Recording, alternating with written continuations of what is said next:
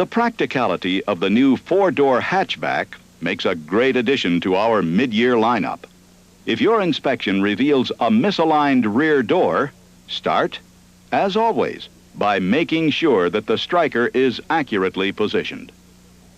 To align the door, mark the hinge location and loosen the bolts securing the door hinge to the B-pillar. Now, slide the door into the desired position,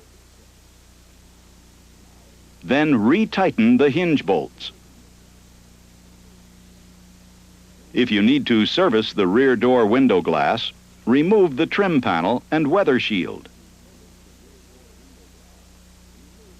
Adjust the window height by loosening the roller guide screws so that you can move the roller guide, which is located behind the door panel. Then retighten the screws. To reposition the forward or rearward location of the door glass, slide the glass holder along its slotted opening, and then tightly secure the glass holder. After your adjustments have been made, install the weather shield before you reinstall the door's inner trim panel.